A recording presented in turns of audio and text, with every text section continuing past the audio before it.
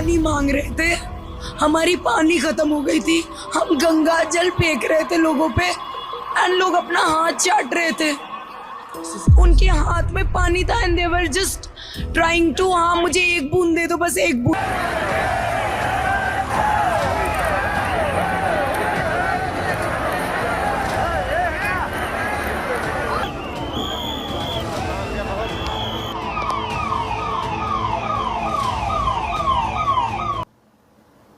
सभी को नमस्कार।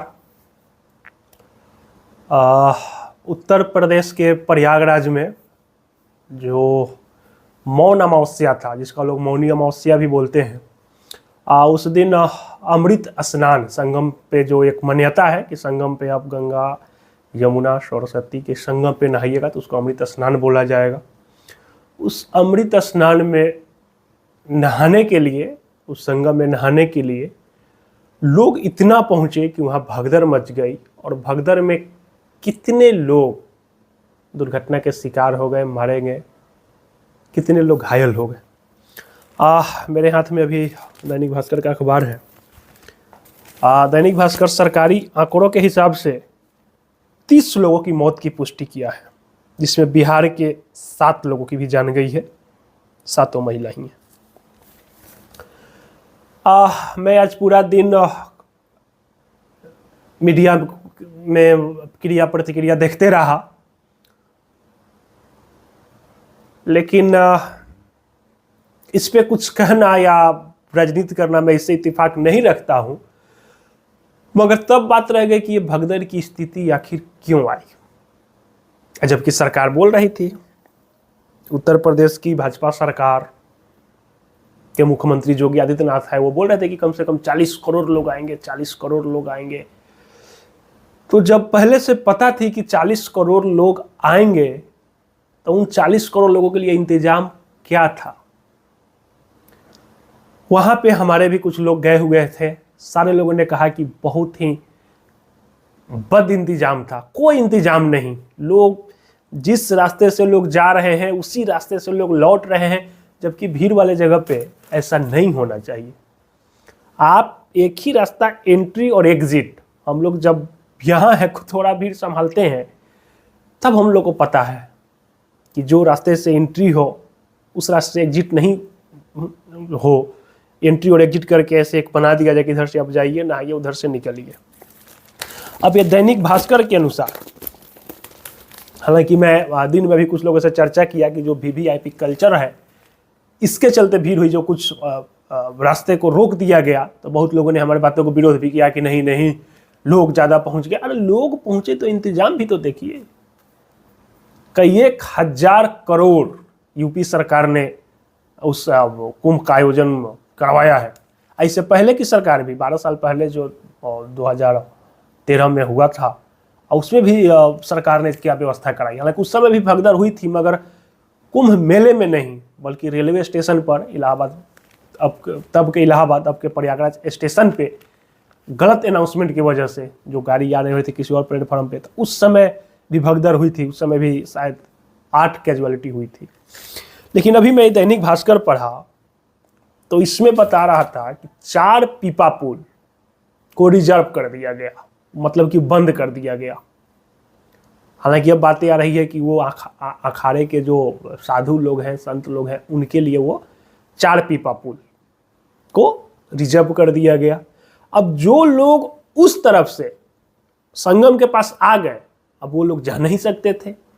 अरे जो लोग कुंभ स्नान कर लिए रात में, हालांकि रात से ही जब स्नान शुरू हो गया था, 12 बजे के बाद से ही लोग स्नान करने लगे थे, उन लोगों को तो बाहर निकालने का काम सरकार करती, प्रशासन करता।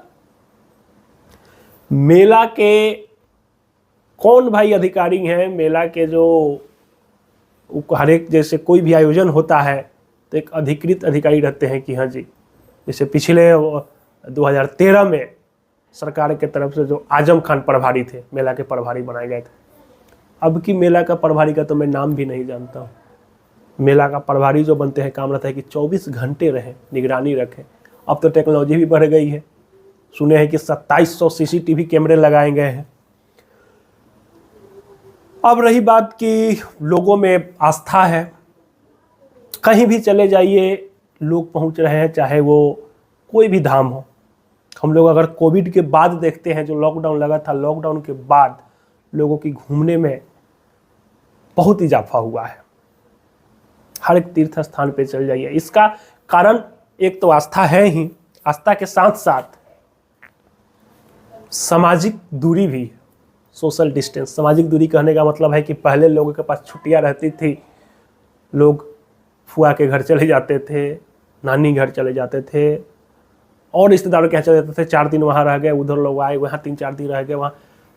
अब ये देखा जाए तो पिछले 7-8 सालों में दूरियां बढ़ी है। लोग जाना नहीं चाहते हैं, और जाना भी चाहते हैं तो रुकना नहीं चाहते हैं। अपना साधन के गए, 1-2 घंटा रुके, शादी वादी में आ गए।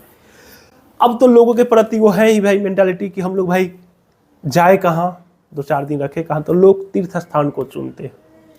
तो कोई भी तीर्थ स्थान या आस्था का जो संगम हो, आस्था की चीज हो, उसको पर्यटक स्थल ना बनाए, मौज मस्ती के लिए नहीं जाए। हाँ, बूढ़े बुजुर्ग लोग जो हैं या आपके मन में श्रद्धा है तो पहुँचे। पर्यटक स्थल, टूरिस्ट प्लेस जानकर नहीं जाना चाहिए। इससे अच्छा है कि आप घर पे ध्यान रखें। आपके घर के बगल में अगर नदी है या गंगा जी है, उस गंगा माँ में स्नान करें। और चूँकि मैं कल रात से ही मीडिया में कुछ फ़ोटो वीडियोस देख रहा हूँ, और देखने के बाद सच पूछिए मैं बहुत भावुक हो गया। समझिए कि आपके साथ परिवार के 5 लोग गए हों, 5 में 2 लोग उधर बिछड़े हो, 2 लोग उधर हो, 2 लोग, 1 लोग को पता ही नहीं, कुछ लोग को पता ही नहीं चले कि कहाँ क्या बीतता होगा। भीड़ में एक मैंने फोटो देखा कि छोटा बच्चा होगा, साल सिर्फ हाथ दिखाई दे रहा था, आंखों में आंसू आ। ठीक है, सरकार तो अपना भी प्रबंधन करेगी, काम करेगी भी, मगर लोगों से भी मैं निवेदन करता हूं कि ऐसा नहीं है कि आप उस दिन जाइएगा तो आपके सारे पाप धुल ही जाएंगे। हम लोग पुराने कहावत भी है, मन चंगा तो कठौती में गंगा। मगर वहां का प्रशासन ने लापरवाही तो किया है, मैं इस बात से भी इनकार नहीं करूंगा। और ये मैं इसलिए भी दावे के साथ कर रहा हूं कि वहां पे हमारे जो लोग गए हैं, अखबारों में जो आया है, 4 पीपा पुल को उन्होंने रिजर्व कर दिया। एक बड़ा रास्ता था जिसको अखाड़ा रोड से बोला जाता है, बहुत चौड़ा में था, क्योंकि वो अखाड़े का जो महामंडलेश्वर लोग हैं वो रथ पे आते हैं, बड़े बड़े रथ पे अपने जुलूस के साथ। उस रोड को भी लोगों ने रिजर्व कर दिया, बंद कर दिया वीआईपी के लिए। और लोग, भीड़ बढ़ जाता, खोल देते, जब वीआईपी आता फिर उस पर रोक लगाते, लोग तो निकल जाते। प्रशासन ने जो लोग खो गए या प्रशासन कोई मदद नहीं किया, उल्टिया प्रशासन का कई एक वीडियो देखने के हमको तो गुस्सा आ रहा। 2 नवजुवक थे, बोले कि हमारे सब सामान इधर उधर हो गया, हमारी माँ गंगा स्नान करने गए थे, उनका कपड़ा भी लेके चले गए। प्रशासन हंस के कहा बेशर्म की तरह कि भाई तो क्या हो गया, गंगा स्नान तो नंगा ही होकर किया जाता है। क्या हो गया इस प्रशासन को और इस सरकार को? और खासकर सरकार के मुखिया जो है, मुख्यमंत्री हैं, वो संत समाज से ही है, साधु संत समाज से ही। उनको तो इसमें इंतजाम दिखा देना चाहिए कि हाँ जी धर्म से जुड़ा था और वो संत है। हमारे एक परिचित है, प्रयागराज में भी है, जॉब में है, वो बोले कि 2013 में मेला के प्रभारी आजम खान थे, समाजवादी पार्टी की सरकार थी। 24x7 आजम खान घूम घूम के रहते थे। और इस बात की पुष्टि साधु संतों ने की है, बड़े बड़े साधु संतों ने इस बात की पुष्टि की है। मगर इस मेला के प्रभारी कौन है? कमेंट में जरा आप लोग भी बता दीजिए अगर जानते होंगे तो, बिना गूगल किए, कि इस मेले के प्रभारी किनको बनाया गया। और प्रभारी साहब कर क्या रहे हैं? सिर्फ वीआईपी लोगों को बुलाकर डुबकी लगा रहे हैं और भाग जा रहे हैं। आम जनता भी वीआईपी है, क्योंकि वोट आम जनता ही देती है। तो कोई भी सरकार हो, भगदड़ की स्थिति जब आती है तो वीआईपी नहीं कुचल के मारे जाते, उस गरीब गुरबा परिवार के लोग मरते हैं। आप सोचिए कि उस परिवार का एक कमाऊ सदस्य मात्र हो, अगर गया हो अपने परिवार के साथ और वो उस भगदड़ में अगर मर गया, उस परिवार पे क्या बीतेगी? कौन देखेगा उसको? क्या वो परिवार फिर किसी अपने आस्था वाले जगह पर फिर कभी जाएंगे भूल कर भी, हृदय कांप जाएगा उनका।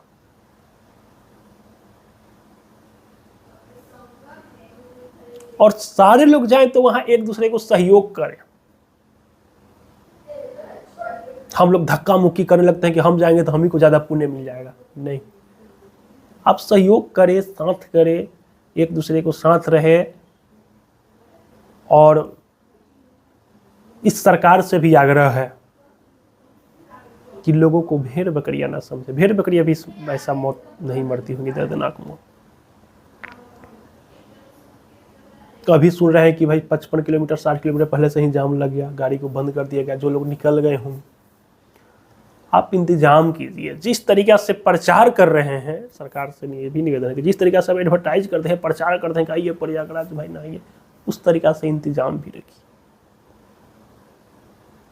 मैं अंदर से बहुत पीड़ा में हूं, बहुत दर्द में हूं।